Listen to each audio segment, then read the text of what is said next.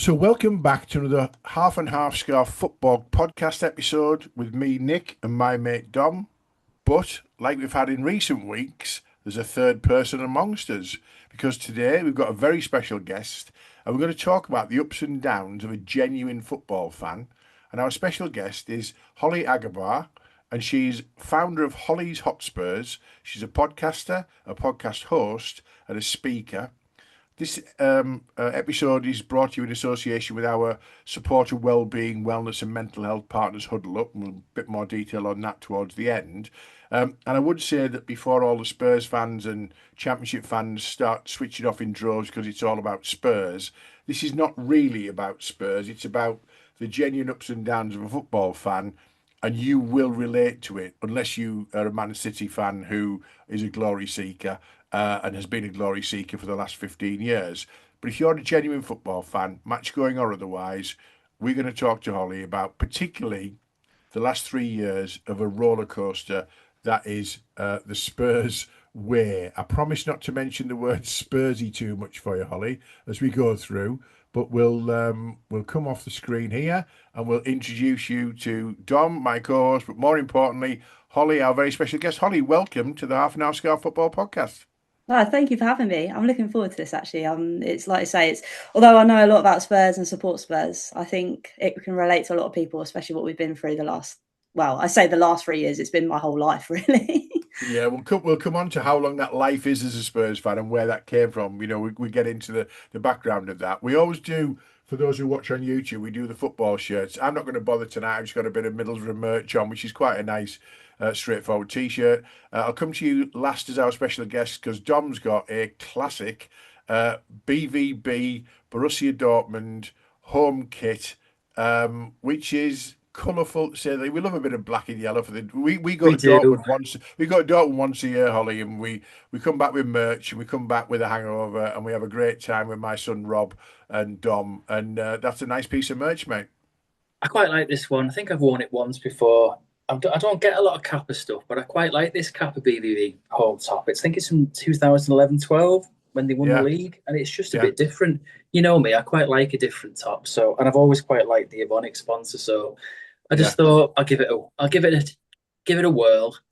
Well, without even asking, Holly's joined the party because she's wearing a Spurs. Can you just give us a quick stand up Mhm. and a twirl? You've got your Hewlett Packard Spurs kit, collar, buttons. You know, nice different sort of colour scheme on the shoulders. What mid 90s do you think? I think so. I think it's 96 or Yeah. 97, I Yeah, think. Okay. So yeah. it Well, is. we'll When Tony discuss. were in their pump. Yeah, yeah. He knows his shirts, does Dom. I tell you, you give him a shirt, he'll go, yeah, it's 84. You think, what the hell? How do you know that? I've got shirts from 4 years ago. I can't work out if they were before or after COVID, but anyway, never mind. So What you enough of the should. shirts. Enough of the shirts for those who are not watching on YouTube. Most of people consume podcasts by audio, as it were. And I have said that we're going to look at the emotional ups and downs and roller coaster of being a football fan, and it's fair to say that Spurs have had a particularly roller coaster last 3 years. I'm going to dig a bit deeper earlier than that shortly. It might be therapeutic for you to talk about this, by the way, Al. It might be. You might have to pay us for a cathartic therapy session. But at least you're not Leicester or Luton because they've had a worse 3 years than you, haven't they? Double relegations in that sort of similar period. But Dom, do you want to kick off and let's get into finding out a bit more about our special guest?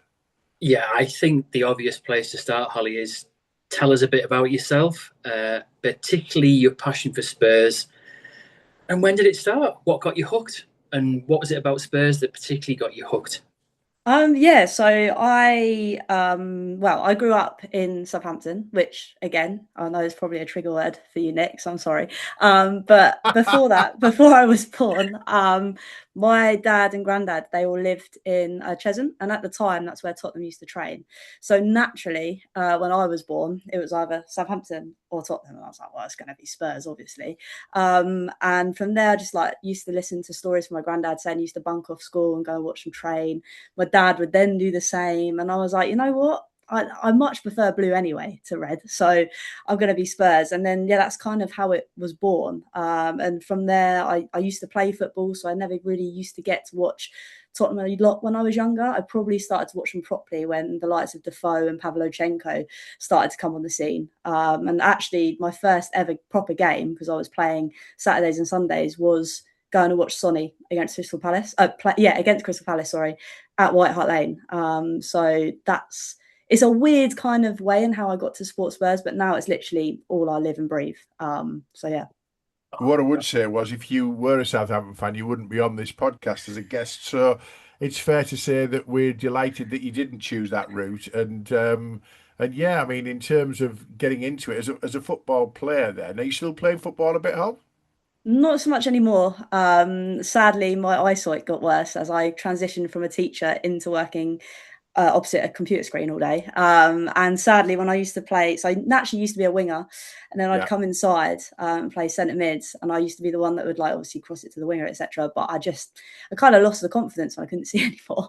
My dad was like, "Well, you could become Edgar Davids," and I was like, "I can't run around with goggles on. Like no, I can't do that." That's a bit. I did like the fact that your granddad bunked off, so therefore, when your dad bunked off, he had no. His dad couldn't tell him off, could he? If he'd set the precedent for that when he was, when he was younger. Podcast quickly before we get into the Spurs ups and downs. When did your podcast start, and what got you into that? So yeah, it was a funny story really. So I used to just create videos on the fly. They were probably like 10 minutes long, just talking about games gone.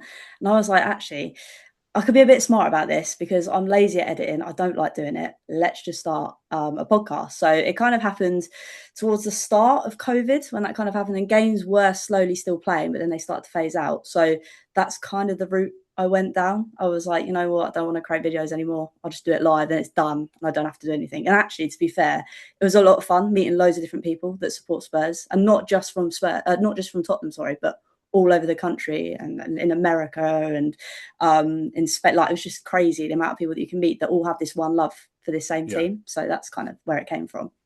We love that though, Dom, don't we? The whole kind of love for the team and passion for the badge and the shirt and things. It doesn't matter where you come from. Borough have got three players from America this season, and we've got a big USA contingent of fans over there. And if they adopt Middlesbrough as their chosen club in the UK, more for them really, and more for us, we'd love it, wouldn't we? Yeah, absolutely. I don't mind where you're from, what your leaning is, why you got into your particular team. There's always a good story to tell of how you got into it, and yeah, support who you like. That's the beauty of the game. I don't mind. It's all part of the fun. Yeah, It that's it what you is. do. Well, we're going to go over the last 3 years in some detail, but I'm going to go back a little bit further than that. I'm going to go back to just pre-COVID 2019. And I've got written down here, to the outside observer, that Champions League final against Liverpool. And I'm sorry to bring that up. Um, it looked like it represented what I would call a moment in time to Spurs. It looked like it was one of those things. You had a manager you loved. You had Kane and Son, genuinely world class at that point. A good squad, some great players in there. And a matter of months after losing that final, it all started to unravel and Poch had gone and it all fell apart. I've got here, if Poch had been backed and they'd kicked on and invested as they should have done, which to the outsider, you're looking at that thinking, could Spurs have been the Arsenal of the 20s before Arsenal even tried to become that? And what do Spurs fans think about that moment in time, that 2019 final, and what could have been, not just the final, but subsequently?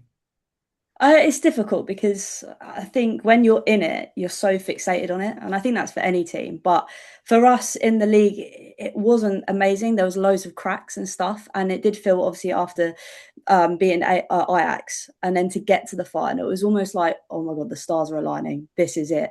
And then for it to be over when Sissoko put his arm up, and granted, I still to this day do not think it's handball, but the Champions League, that was done. It was done. It was dusted. Like, there was no coming back from that.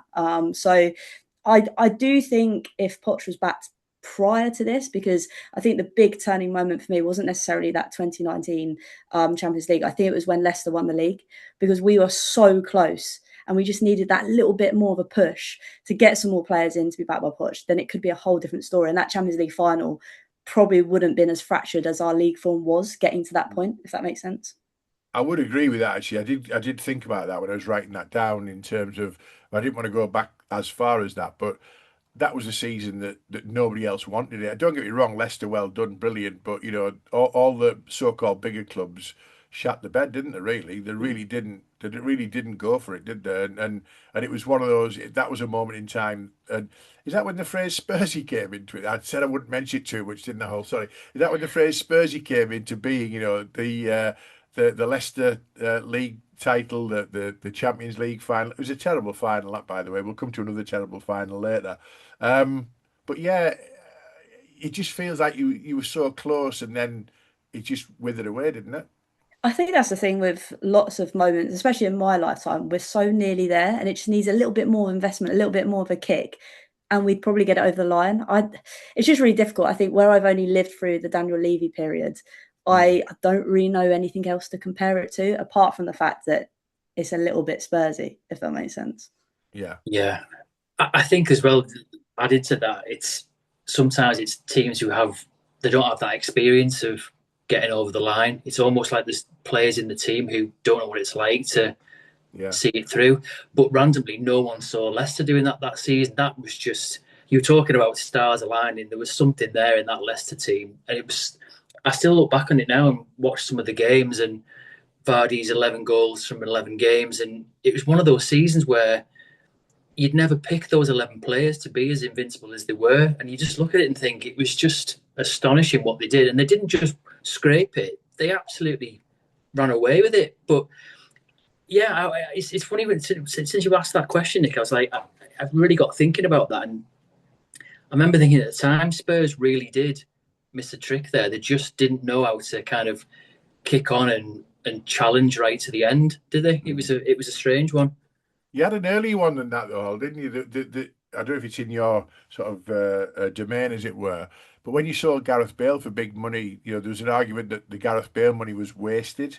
You know, it wasn't invested properly. You bought lots of players instead of three good players or great players, and it was so. There's been a history of that, and we want to get into the history of it, Dom. So, do you want to start with the roller coaster, Dom, of the last three seasons? And let's Yeah, let's. Sorry, Hal. I apologise. If you need some therapy, we'll pay for your sessions after that. I promise you. But let's get into the I roller mean, to coaster. be honest, as an adoptive Evertonian as well as a Borough fan, I can totally relate to having 3 years of purgatory because it was awful for us for several seasons and just recently. So I feel your pain, but so it is really so it's the purpose of the episode is really that many fans of of many clubs will probably relate to it. So if we go back to the Ange period, 23-24, and he famously said, I always win a trophy in my second season.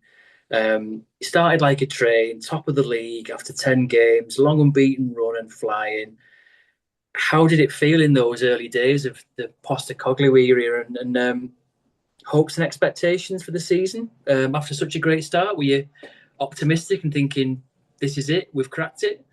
Always get carried away. I mean, I think Yeah. I think especially with how bad it was the previous year. I mean, chopping and changing managers with Jose, then Nuno for a little period, then Conte, to then have a manager that came in that wasn't necessarily problematic, but was like, right, let's gun ho. This is the Tottenham way. We want to attack. Whereas previous years we had to put up with just weird formations and not necessarily playing players in the right position or playing players that meant that we were too defensively. And actually, that's just not how we play. That's not Spurs.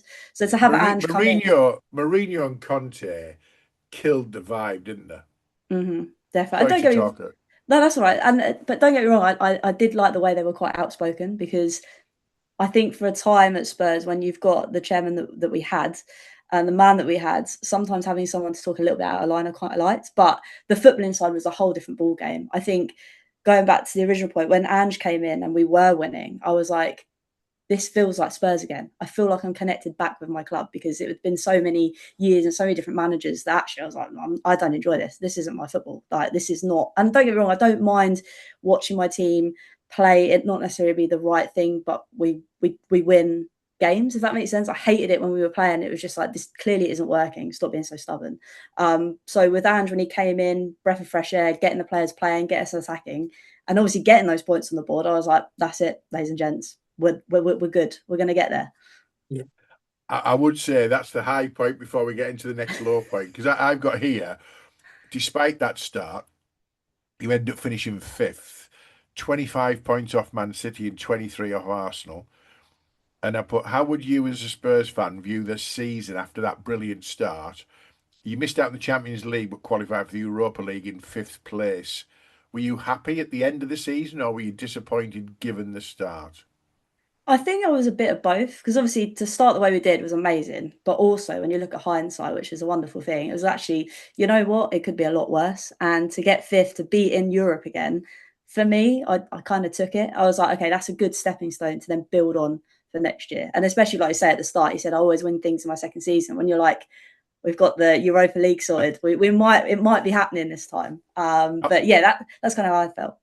I mean, I would say about that in terms of the squad itself felt like a squad that should finish fifth. It never felt like it was a title winning squad. I think the start masked a lot of things and it got the points on the board, but actually that squad was probably a fifth or sixth place squad. So in the end, you probably settle for where you settled, don't you? It's a long way off City, isn't it? So you were never really in it once City got their second and third gear and 115 charges were ignored yet again at that point. So let's move on from that. 'Cause that's another trigger for Dom. We won't get into his trigger words. So Dom, let's go to Angie's second season. So the second season, so going into that one, 24-25, and obviously Spurs fans, you're all aware of his claim of I always win a trophy in my second season. And based on, generally how well you've done the season before, I'd have taken a fifth finish all day long. I'd have been happy with that. So, yourself as a Spurs fan and Spurs fans that you obviously talk to and know and, chat to at the game and through your pod and everything, was everyone else, believing, well, actually, we think he'll do this because we believe that, he'll win a trophy second season, or were you just, actually, we'll just see how it goes? We're not really convinced by that statement at all. It's quite interesting because the fan base can be very much divided. I think there was a lot of people saying, actually, you know what? I think it's a good foundation. Maybe he could go and win something. There was a lot of people that weren't necessarily certain. There was little things that were creeping in, and I'm sure we'll get into it. But when someone goes injured and there's no one ready to back it up, is that because of the way that we've been playing such a high line that's caused us to have so many injuries, or is it just luck of the draw that we got unlucky? So I think there was definitely some question points, and a lot of people were questioning, actually, has this guy got in to do it? Because his kind of CV before this wasn't necessarily the stature that Spurs could go after in terms of who they would naturally pick, if that makes sense. Yeah. Granted, it all worked out in the end, sort of, but he did have a lot on his shoulders. And I think a lot of those press conferences that he's in, you can tell he gets his back up a little bit. So from that kind of sense, I would say that it sounds like I am sitting on the fence, but it is very much a divided fan base when it comes to managers or players or the chairman, etc. So that's kind of how I saw it. I'll take Spurs. I'll take Spurs out of this, Dom, and come to Everton because it is about the fan experience. I seem to recall Everton.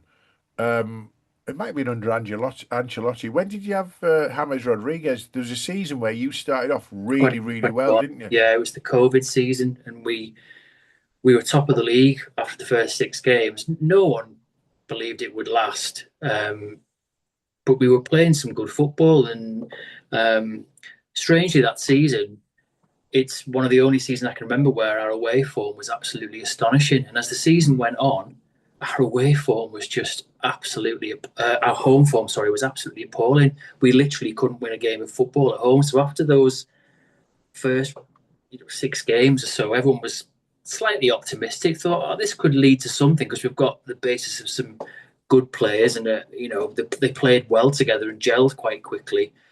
But the wheels just fell off. And, but strangely, even though the wheels fell off at home, we won about, I think it was 11, 12 away games. Wow. And at the end of that season, if we'd won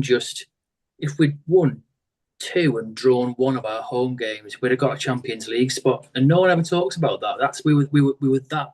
I mean, I know it's 8 points or 7 points. It can be massive, but for Everton at the time, that was huge. And you think, God, normally we're so good at home. If we just won 2.5, 2 games and drawn 1, Champions League, and no one ever references it. No one talks about it. But I think it's because no one really talks about that COVID era's, real circumstances, really. It's not remembered as proper football in No, that respect. So it's no. got it's forever got an asterisk with it. Just going back to Dom's question about winning a trophy in the second season, then Hollie, which trophy would you have accepted? You're in the Europa League, obviously, and obviously before it kicks off, you're involved in the FA Cup and the Carabao Cup. Did it matter to you as a Spurs fan which one you won, as long as you won one, if that was the objective? Yeah, honestly didn't care. I really didn't care. I'm being brutally honest. I've only seen one, which was '08, and to be fair, then I wasn't like fully immersed in football. So I Yeah, was like, I don't care what it is, as long as I get yeah, a trophy and try and get that off our back that we never win anything. yeah. So yeah, I didn't really care, to be Johnny Wood, honest. Johnny Woodgate, 2008, didn't he? There you go, Yeah. ex-Borough legend Johnny Woodgate scoring the winner. So in that season, then second season, 24-25, I put your league form affected by injuries, but everybody has injuries. I do think though that high pressing teams tend to get Middlesbrough, over the last few years have been high pressing and we've had some catastrophic levels of injuries. They can't be disconnected, those two. I do think there's a correlation between the number of injuries and the types of injuries. They're all muscle injuries. They're not impact injuries. They weren't, we had that, but you've had that as well in that particular season. So your league form was really poor, but you had the saving grace that Southampton, Leicester, and Ipswich were always going down, weren't they? So I don't think you were ever in trouble because those three couldn't string a win together, two wins together, a couple of points or whatever. When did it become obvious that Ange put all his eggs in the Europa League basket then? And did you agree with that strategy, accepting the fact that you might finish, 14th, but you end up finishing 17th? When did you see that and were you happy with that? I think it was start of the year. I think it was like January, February time. Because like you say, the kind of points at the bottom, there was no way that they were going to necessarily catch us. Even if we did something devastating and lost all our games, they were Yeah, never really going to get us. So that was fine. Was I happy with Ange putting all those? Yes, 100%. Because it didn't matter if we finished, 17th or 14th. You don't get European yeah, football. So I think for me, I think it was the right thing to do. And like I say, it talking again about hindsight, even though we've won that, it means that we were back into Europe again, regardless of our league finish, Yeah. which I yeah. think was a massive thing, especially for, I know we talk about money in the game, but especially for us where we needed to build, winning that competition gave us more money to go and bolster our We'll team up. we'll come to winning it, but I'm interested in the run up to the final first. I mean, bear in mind that Dom and I are probably going to fall asleep just talking about the final because it was so bad. However, the run up to the final, what was that like as a fan? You're going through the emotional kind of ringer, really. You're two steps away from the final. Was it a double semi-final, home and away? I can't remember. It's a double. It is, isn't it? The It is. Europa League. Yeah, Yeah. Yeah. yeah. So you've got all these games to play, and at the time you're thinking we're still in this, we're still in. And did you enjoy the run up to the final, or did the nerves spoil it? No, I was stressed all the time. I think I was stressed watching Spurs anyway, regardless, because I know what we're like. But I think it was more the fact of going off the point that we've absolutely dusted the league, like let's just palm it. The fact that when we then had to play league games in between these matches, it was almost like, please no one get injured, please no one get injured, Yeah. because Right. that was kind of the motions of it. And then when you watch those kind of European games, you're thinking, come on, this is all I've got to pin the rest of my season on. Because if we go out of this, how am I going to go on my podcast every week and talk about that we're going to finish 17th and have nothing else to look forward to? Yeah. Yeah, yeah. Yeah. So selfishly, as a content creator, it was because you wanted you wanted some content for your Maybe I podcast. needed content. Yeah. That's okay. Dom, let's talk about the final. Well, just briefly before that, I really liked your answer about absolutely I was all in for the Europa League because I actually remember that watching Ange in press conferences and he was getting pelters all the time and you could see him Oh, it getting was. annoyed. And I actually really felt for him because I was like, what do you want from the guy? He knows his season's gone to pot. He's been decimated with injuries. He's doing what a manager should do for his club and for his fans. He is putting all his eggs in one basket and he's trying to win a trophy. And I love the fact that you've said, I don't care what trophy it was, and I'm happy we were in there. I wanted to go out all out and win it. So I always do you feel he was unfairly treated? I think he got a lot of stick and a lot of flack when all he was trying to do was win a trophy for his club. And I think that's the job, isn't it? That's what football's about. I mean, That's what it's about for fans, though, isn't it? I that's what don't makes think it fun. Yeah, it's not yeah. necessarily about that for the club who look at 17th and go, not good enough. Yes, We'll come to but his it is for Saturday the in a fans, minute, and I but think he got that. I think he understood that perfectly. Yeah. What do you think, Holly? Is that a fair assessment, do you think? I think so. I mean, it is really awkward when you watch those old press conferences with the lead up to the Yeah. European final because he is getting a load of stick, but I just didn't understand what he was supposed to do. And I think for me as well, the fact that he was such a kind of genuine person, when you Yeah. see someone getting pelters like that, you're like, but like we just said, what on earth is he supposed to do? Yeah. Yeah. It's just, I think the media's always like that anyway. I think, again, it's talking about content earlier. I think it's just easy way to get clicks. I think that's all it is. But yeah, I did feel for Ange, and I did really, really like him, to be fair. Yeah. And I think added to that, I think the reason they went for him is because he always gave really frank, honest answers. So, Mm. like some managers just shut it down or they'll just give really boring answers. I think they played on it, which is what the media do, because he couldn't help himself, could he? And I almost felt like saying sometimes, "Oh God, just shut up, just give them a really dull answer, and then they'll just stop asking you questions." It was almost like, "Oh, we love this because he'll always give us a snippet or a sound bite or something we can just latch onto and bite." And I'm always like, "Don't do it, just don't do it, mate." You know? They'd throw a hook at him, wouldn't they? Yeah, Like Holly said yeah, there, the clickbait would. I'll ask you a controversial question, knowing that you cannot let it pass. And he'd look at the floor, wouldn't he? It's just what I do, mate. I won't do the impression. That's the worst impression of Ange you've ever seen. But he wouldn't make eye contact, but he'd answer the question, and then they'd have a headline, wouldn't they? And that's what the media do, don't they? So talk about the final, Dom. Come on, let's. Oh, I'll be so honest with you. yeah. I'll just have a little doze while you talk about the final. So we've referenced this on some of our previous pods, and we have to say, I mean, I'm hoping you agree, but I'm sure you really don't care at the same point at the same time. But it was a terrible final between two clubs that were really terrible that year, and I have to say, having watched it, I remember at the end feeling so numb because it was one of the most boring games in the history of finals, very forgettable. But I'm And sure as a fan, won you by a goal. Won won by a goal that a was very befitting of the scruffy final. It was goal. the scruffiest, horriblest Yeah, goal ever. Yeah. but but honestly, I bet as a fan, just tell us what it was like, and I bet you didn't care, did you? I bet you didn't care at all. Honestly, still don't care. Yeah, good for you. Even if Good it was answer. a Yeah, scruffy little toe of Brennan Johnson, like yeah, I literally don't care. I think that's the thing. I think it's right. Like if I had my sensible hat on, I would say it was very boring. Much like obviously the Liverpool Tottenham one in 2019. I thought that was incredibly boring. The only bit Yeah. of flavour was yeah, the Sissoko bit. So I don't know whether it's Spurs in finals, but anyway, I think for me personally, it was crazy. Like we were watching it with family. I didn't get to go to Bilbao, but it didn't really matter to me because I was still with people that love Spurs. yeah, And when that obviously goal went in for Brennan, that was it. I was running around the kitchen, screaming, shouting. And then for me, the second part, when you see Mickey van der Ven's leg leap into the air, managed to get it out the net, I just yeah, honestly, it was more of like a relief because the amount of stress that you've had leading up to that game, the amount of Mick you get taken out of you, being, oh, look, it's Spurs, I never win anything, it is what it is. And then to actually go through the motions and hearing that final whistle, it was just, it sounds crazy, but it was just a sense of relief and joy. No, yeah. I That's get something I'll that. never forget. I totally get it. I remember we discussed it on our pod, didn't we, mate? And I think that there was a lot in the media at the time, and again, it's poor journalism, and it's just trying to bait Spurs fans and everything. And we discussed it on our pod, and it was basically around. I remember seeing the question in a newspaper or online somewhere. It was like, "Who's had the?" And it was when Arsenal were kind of also pushing to potentially win the league, and someone posed this question: "Who's had the best season, Arsenal or Spurs?" And we discussed it, and we straight Yeah. away, hands down, said, "Well, Spurs, obviously." Yeah. Because Arsenal haven't won anything and Spurs have won a trophy. And however you win it, obviously you'd love to win it in style and batter a team and play amazing football. But the bottom line is you got to a final and you won it. And we said straight away, didn't we? It was like, well, of course Spurs have had the better season because they've won a trophy and got back into Europe. So they've had You the better get season.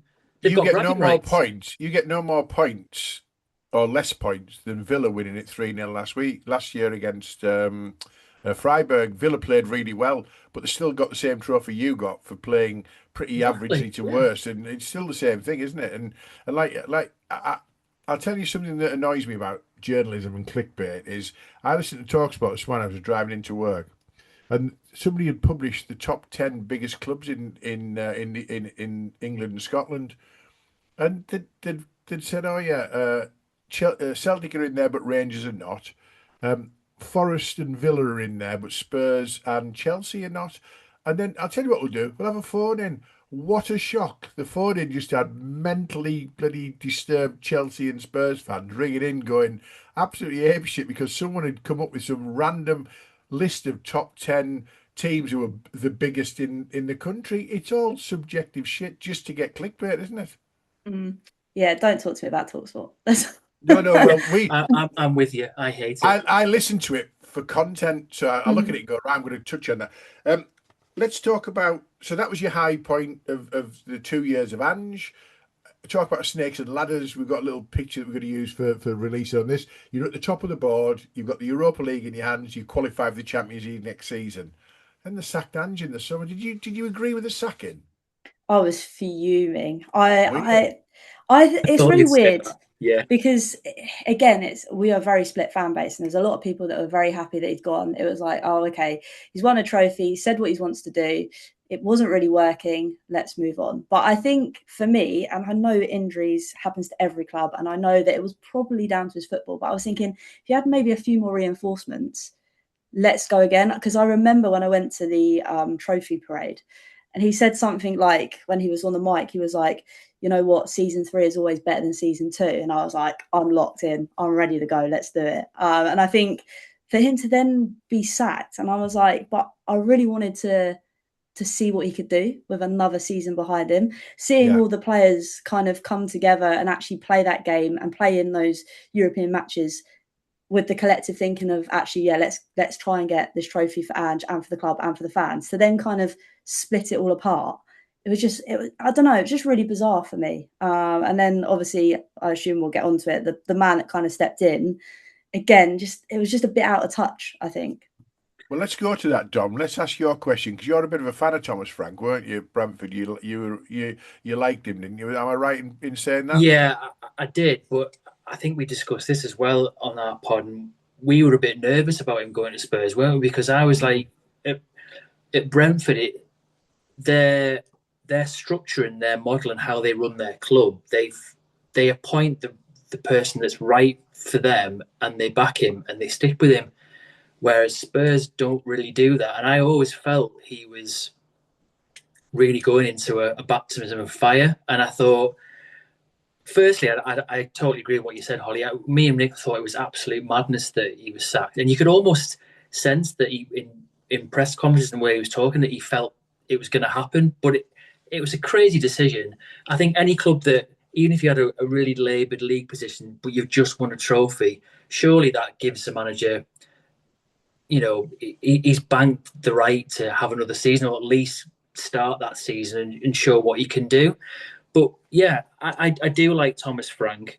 He never really got out the blocks. He didn't really he didn't feel like he got properly backed. It felt like we've sacked Ange, we're not really sure where to go. I don't really think they deliberately had an idea of employing him and then suddenly thought, oh yeah, let's go for him. He's done well there. But why do you think it didn't work?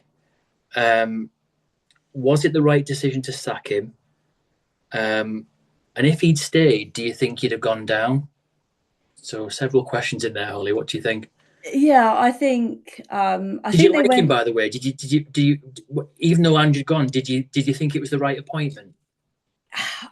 It's really difficult because at the time I was like, right, if we're moving away from a manager that wants to play the Tottenham way, go gun ho, to Yeah, someone that's a little bit more tactically nous, if that's the right way to yeah, put it. I'd say it is. Yeah, Um, so I was intrigued to see how that would happen. Obviously, I was still fuming that Ange went, yeah, but I was like, you know what, I'll give this man a bit of time. But I just don't think it worked because the players that we had didn't necessarily mould to what Frank wanted. And to be fair, with the amount of injuries that we had the season before, I think the players were just playing so many different systems, having to play in so many different positions, to then bring in another element of someone that's going to totally change it. I just think it was too much of a turnaround, to be brutally honest. I think Well, if, oh, I sorry, think go that's on. a really no, go good yeah, point. and I love the fact that Yeah, you're honest enough to think this might not be right and it might not be right. But I'm just conscious of time because we're still on this roller coaster. Because after Thomas Frank was sacked in February, oh, I've got to say, you appointed Igor Tudor. What the hell were they thinking? Igor Tudor, seriously, at that point, everyone started jumping on the bandwagon of Spurs are going down. And Spurs fans, some of them were saying we're too good to go down. Other fans were saying, shit, we're in real deep trouble here. Once you appointed Igor Tudor and saw how absolutely inept the guy was, how worried were you in February with a third of the season still to go about the Premier League livelihood of your favourite club? Honestly, a mess. I think we took too long to sack Frank. I think those at the board were just dithering, didn't know what to do. Again, I think they were just stressed of who the hell do we go get? Because granted, Igor Tudor maybe on paper has gone into clubs abroad and managed to salvage them and save them, but the Premier League is a whole different ball game. Agreed. Yeah, it is. So yeah, to bring in Igor Tudor to then obviously that scenario where Kingsley was in goal at Atletico Madrid to then pull him off at half time, I was like, this is it, we're done. Like I can't see this getting any better. Again, we had injuries. Can I just say, by the way, I in my day job I teach a lot of leadership and management stuff, and that was a shocker. That was a shocker of how to publicly kill and cripple the confidence of a young player. By the way, he's got a new 4-year contract at Spurs, so he can't be that bad as a goalkeeper. He did have a terrible first half, but you don't do that to someone in public. He got slaughtered for that, Tudor, didn't he? He got absolutely slaughtered. Sorry to talk about. I just think that was in a microcosm. That was Igor Tudor's reign, wasn't it? That Kinski moment on the pitch. It was just a shocker. He was abject. No, he was, and I think that's the thing. Obviously, granted, I think to staying up, I think Kingsley was a massive involvement in that. Because obviously, Vicario didn't play much, but going back to obviously the real stress and the fear of going down with Igor Tudor, I generally thought we were done. But again, I think it's hindsight. Should have sacked Frank even before the January transfer window, because whoever came in, whether it's Igor Tudor or someone else, they would have had that bit of time to get in a couple of players to reinforce the squad and push on to the second half of the season. But yeah, I honestly, there was so many podcasts and stuff that I did talking to people, and I genuinely was like, I don't see a way out of this. Honestly, I don't. So you didn't think you were too good to go down? The classic, aren't there? A lot of clubs, too big, too good to go down. That never entered your head. You were definitely in trouble. Not my head personally, but a lot of fans, again, like I say, we're always split in our fan base, but there was a lot of fans saying, actually, a big club like Spurs, like, it can't fathom going down. Like, it's just not a thing. To imagine the Tottenham Hotspur Stadium in the Championship, it would just be mental. But I was like, but if we're not getting the points on the board, and I don't see a manager in Igor Tudor that's having the ability to kind of get those players to play, it doesn't matter who we are, we're going down. Yeah, I'm really surprised at that. I'm really surprised. I was going to ask you that, and you've answered it for me. I'm really surprised that a lot of your fan base didn't think it was a possibility. I think you've touched on a good point there, that perhaps the fans, it's so ingrained that you don't really skirt with relegation. You're such a big club that you can't fathom it'll happen. I've been through it with Everton, and I know a lot of people don't think Everton are a massive club, but they are. And when we went through for those 2 seasons in 21-22 and 22-23, I genuinely thought it was easily doable, that we could easily go down. And if we did go down, that's it. We wouldn't have the mentality and the strength to come back up straight away. We'd just get absolutely battered. I mean, I know it's a what if, you never know, but all of our fan base genuinely thought it was a real possibility. So do you think that was kind of slightly arrogant of the fan base, or do you think they just couldn't entertain the fact because they've not been in that situation before? I think it was that. I don't think it was arrogance. I don't think it was that. I think it was just purely like, how has this happened? How have we, like, things were bad. Yeah. This is really bad. And I think as well, it goes a lot, and there's a lot of politics, obviously, at Spurs, and the amount of tickets, the amount of price, that we pay for tickets, and the stuff we're not seeing that reinvested into the pitch. It was almost like, how have they done this to us? If that makes sense. Well, you'd only won 2 home games in the season up to that point as well. I mean, you paid a lot of money for your ticket to see 2 victories up to the end of Tudor's reign. Am I right, Dom, in thinking, I am remembering that somewhere in the 90s, Everton were on the last game of the season and they had to beat Wimbledon at Goodison, didn't it? Yeah, they were 2-0 down and won 3-2. And then and in our, even just 4 years ago, we were 2-0 down half time to Crystal Palace and won 3-2 in the second half to guarantee our safety. Even though were you going down at 2-0? The thing is, there we weren't guaranteed to be going down.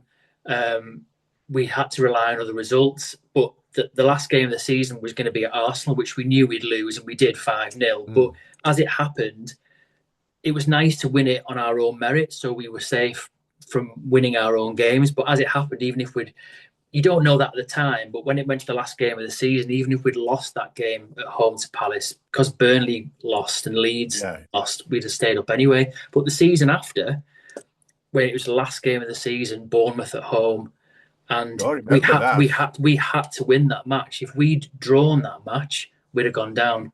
And who scored a Thunderbird? Scored. Yeah, he smacked it, didn't he? But Hollie was talking about, you talk about emotions, and I've definitely been there, myself. You know what it's like. It's in that season, we had some really random games that you don't expect. Like, we were terrible that season, but that season was the season that Brighton were flying, but we went there and beat them 5-2. That 3 points alone kept us up. No one expected us to go and win there, and we did. And then we also randomly got a draw at Leicester.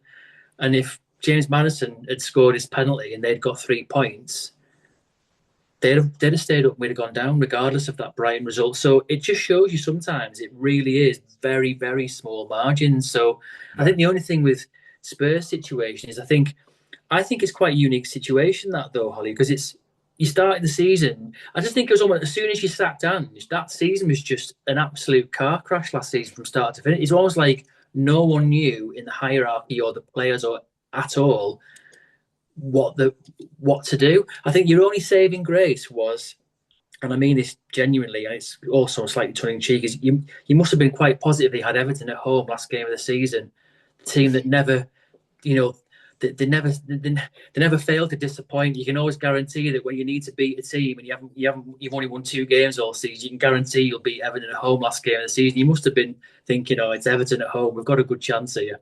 Yeah, I was, and I think it was the games that West Ham had as well, because I remember going into that last game of the season. They had Leeds, didn't they? Yeah, and they won as well. Yeah. And I think it was because I remember being neck and neck towards the end. It was like I was watching their results, then it was ours, then it was on them, then it was on us. And I think they slipped up, which meant last game of the season, the only result that meant that we were going down is if they won and we lost. I think it was. I think if we drew and won, it didn't matter. So in that kind of respects, I was kind of glad. I was like, yeah, cheers, Everton, thank you. But I was also glad that West Ham had all the pressure on them. Like, it wasn't so much on us. Yeah. I'm going to ask you a crass question for a Spurs fan. Sorry, Hollie. You finished 17th but stayed up. And I think I remember Everton fans got pelters for celebrating staying up. And people go, "Oh, you celebrating finishing 4th bottom." And actually, Dom's answer that was, it wasn't celebration, it was relief. So Spurs fans, the relief of staying up was measurable. Everyone was hugging each other and delighted and not delirious, but whatever. But then you look up at North London and Arsenal go and win the title. Now, are you happier that Spurs stayed up, or how devastated were you on a scale? Where does it fit between the relief of Spurs staying up and the disaster of Arsenal winning the league? How does that fit for you as a Spurs fan? Sorry to open that wound.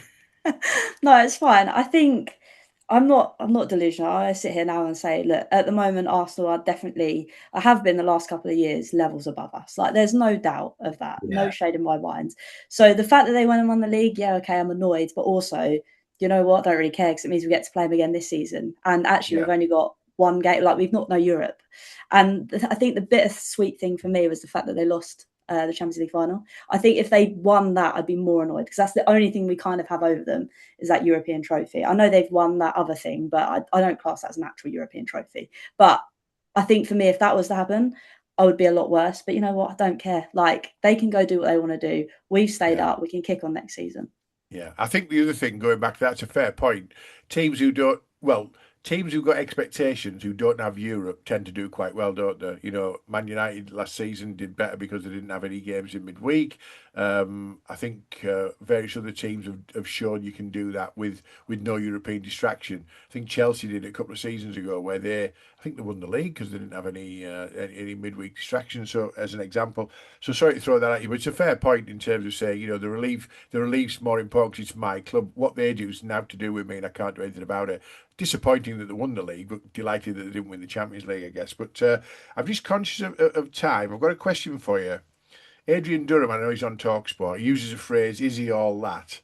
So I'm just going to ask the question: is Roberto De Zerbi all that? I think he's definitely more than all that than the other ones we've had, bar Ange, because I liked Ange. I think it's definitely, you've seen in those last couple of games that you can see the players are actually really invested in the way he wants to play, what he wants to do. I think it's very much the closest we've got to having something that is attacking, but also you can see there's some sort of structure there. He knows exactly what he wants. He's doing all he can to get what he wants, which again is very alien to Spurs fans because we never really get anything we want.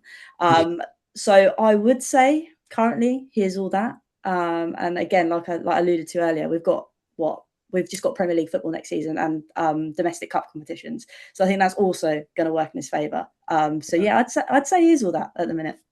Okay. You must be gobsmacked at how much money Spurs are spending. I mean, even as outsiders, I think I'm shocked at how much they're backing him and giving him to spend. I mean, I've never seen Spurs spend so much money. You must be really happy, but you must be quite surprised at the level they're backing him at.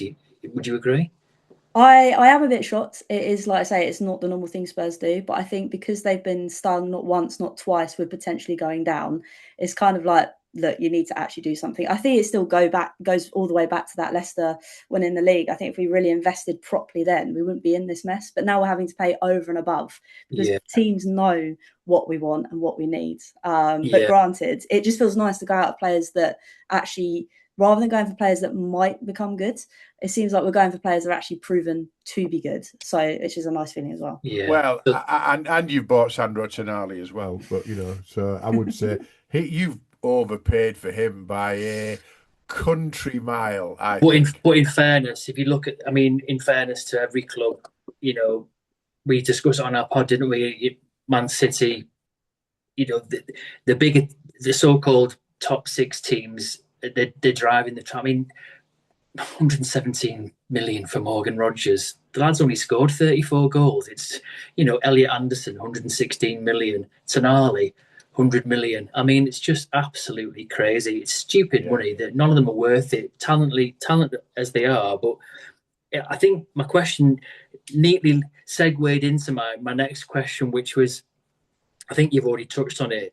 So they're probably backing him and getting the players they want and giving him what he wants, because me and Nick talk about it all the time. That age-old phrase, circling the drain, flirting with relegation, and eventually it could happen.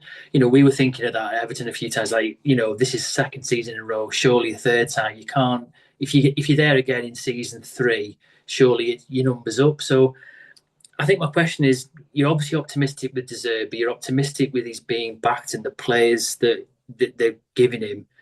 I take it in your eyes, maybe there's no chance that Spurs go down this coming season. How do you feel, Hollie? Or would that be tempting fate by saying, "Oh, we're not going down"? I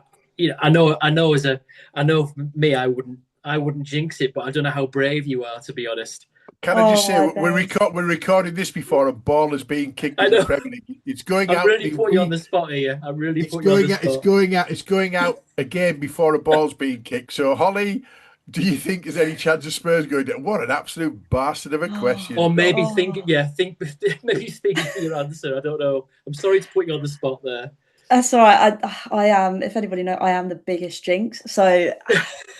I'd like to think with no European football, just domestic cups, one game a week, that Spurs will be free from relegation. There's no way that we can be in that bottom again. There's no way, because, like I said, the money we've spent, this is going to get clipped, but the money we've spent and the kind of, I don't know, I feel like we're finally at the crossroads we should have been at, like, I don't know, 8 years ago. We're finally at that point. And if it doesn't work now, I have no idea what's going to work if we are, like, down at the bottom again. Well, that's a great chat. I'd agree with that. I actually think you're in a really good place. I like De Zerbi, and I think he deserves to be backed. And I think I I'm optimistic for you this coming season. I think he'll really surprise everyone. I think he'll, like you said, he's organised, he has a structure, he's very strict in what he wants. If the players are buying into it, I think that's just strength in numbers and no European football. But that's a really good point you make. I think if it doesn't work now, when does it work? Yeah. Go Yeah. and get Mourinho back. I'm just watching his documentary. He Yeah. loves a return, doesn't he? Anyway, I've got two stats to finish with because we're not going to finish with the questions we had. So I'm going to finish with two stats. One is that Spurs accumulated 99 yellow cards in the league last season. 99 yellow cards, right? That's the most in the league and the sixth highest of all time in Premier League history. And yet the fans and observers have always described Spurs as soft. So what's your thoughts on 99 yellow cards for a team who are described as soft? How does that equate? I reckon 98 of them were Romero. So, Great answer. Great answer.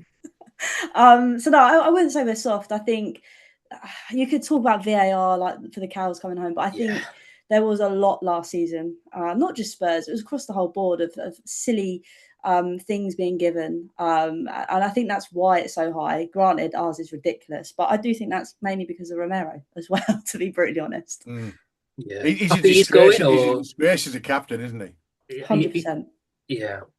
Yeah. Do you think he's going to go? Do you want him to stay? Would you be happy if he stayed, or are you quite happy if he goes? The thing is, I'm happy if he goes. I'll be annoyed at the price tag, but to be honest, the way he's handled himself, like, it's warranted for how low the price is going to be, I think. And I wouldn't be sad if he left. Granted, I think the first couple of seasons we had with him, he was all right, but he's just slowly fallen off a cliff. He's very gives me child vibes. Like, if things aren't going his way, he just throws his toys out the pram, and you can't have that as a captain. Yeah, I totally agree. Yeah, I would say, by the way, sorry, one stat you're probably aware of: he's never had a yellow card for Argentina, has he? Don't get me started on his international football, please don't. Don't get us started on Argentina either. He's never had a yellow card for Argentina. He's had, like you say, out of the 99 yellow cards for Spurs, he's probably had the majority of those, but not one yellow card for Argentina.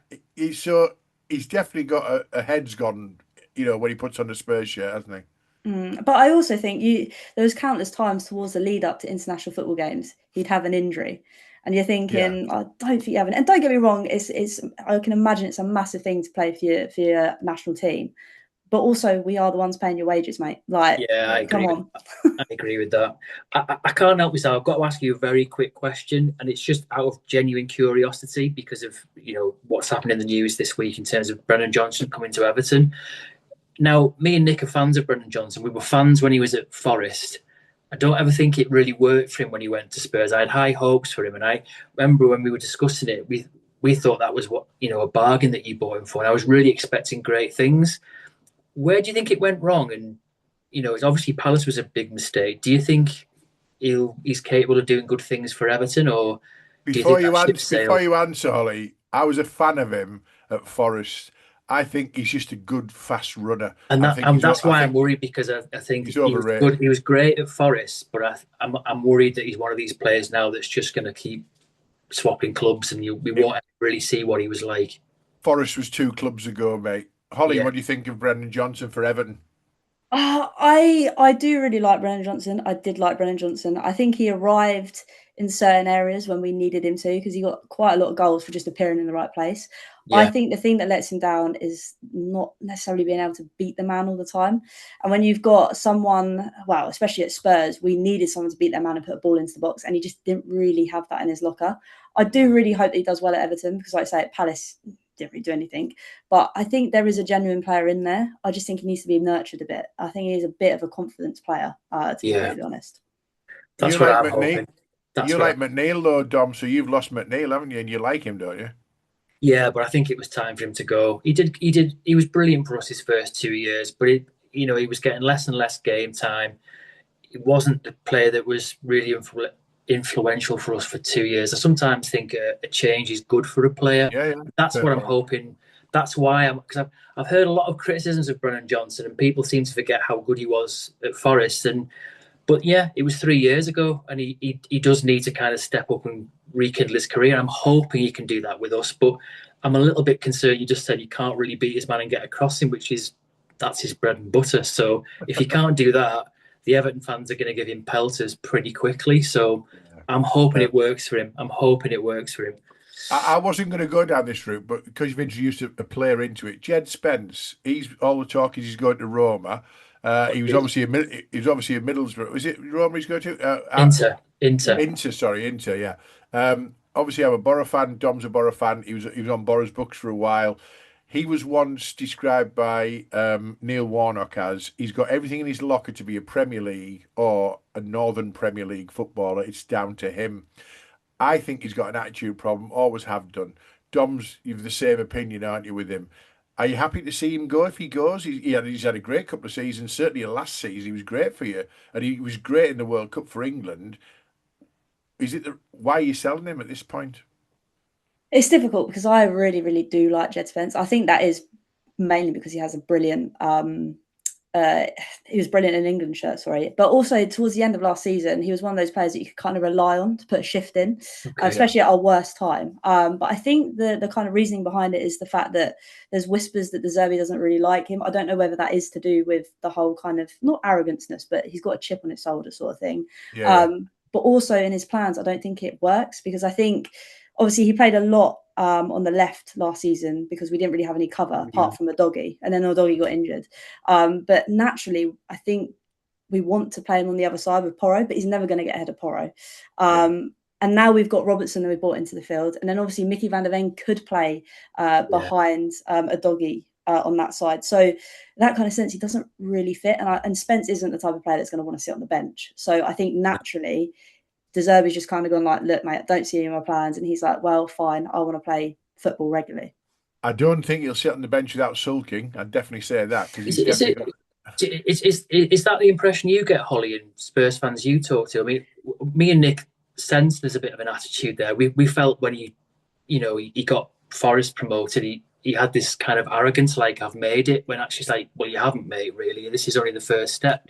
Do you think do Spurs fans you speak to feel that he's got a bit of you said, a chip on his shoulder? Do you sense that, or is it things that you hear about him? Because I was really surprised at how well he did in the World Cup, and I was really pleased of how he put himself out there, and he was a real surprise package for me. But I've never really seen him do it in a Spurs shirt or for anyone, really, to be honest.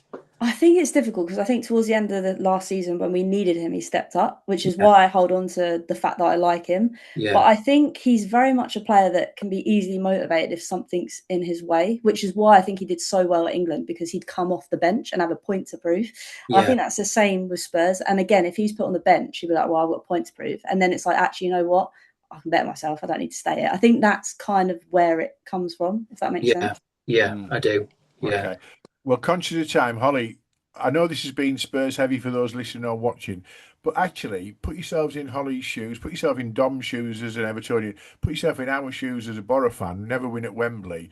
We've all been there. Football's an emotional, draining roller coaster, and unless you support a Real Madrid or a Man City in the last 10 years, you've got more downs than ups, haven't you? And you've got to embrace the whole lot.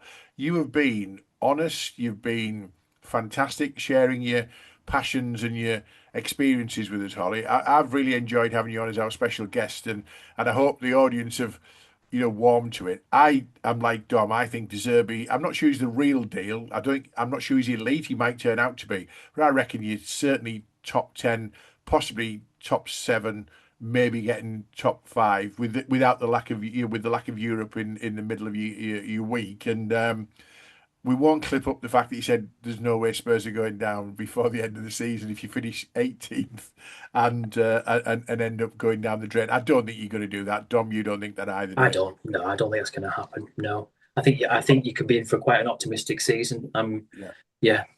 You can breathe for once, Hollie, and just enjoy the new signings and the new manager and be quite optimistic, I think. Yeah. Have you enjoyed that, Hollie? Oh, it was unreal. Thank you. Like I say, I'm normally the one asking the questions. It's actually quite nice to be asked the questions and just about Spurs in general, which is really nice. So thank you. Oh, no problem. Well, the reason I invited you on, I should have said at the start, is you do post a lot on social media, and it's always been very honest, and I've really enjoyed the honesty of your answers. So we'll just do the outro. We'll just share the screens for those who watch it on the screen, and the outros that was the ups and downs of a genuine football fan. And as I say, Holly, thank you for that honesty as you go through that. We've, in association with our partners, Huddle Up, and if anyone's got any connections with supporters groups or commercial teams at EFL Championship and National League in particular, or Holly at Spurs particularly, these guys do brilliant work around mental health and kind of wellness and well-being for supporters, but they need the help of the clubs. Episode 63, we have these mixed bags of observations and chat. We basically chat shit, don't we, Dom, for a little Yeah. while, and but we've got loads of stuff that we've gathered over the summer. We're not quite in to football, sort of routine yet. The Premier League hasn't quite kicked off. The Championship kicks off on Saturday with my beloved Middlesbrough playing at home to Lincoln that I'm looking forward to. So we're just catching up with all the summer's worth of mixed bag observations on episode 63. Podcast available on all the favourite podcast channels. We've got an exclusive group on LinkedIn, the Half and Half Scar Football Podcast. Join that. We've got content in there that doesn't go anywhere else. But we've really enjoyed that, and we look forward to seeing you on episode 63. So thanks again, Holly. Thanks, Dom. We'll see you again very, very soon. Yeah, cheers, guys. Love that. Thanks so much, Holly. It's been brilliant. Really enjoyed it. No, thank you. Cheers.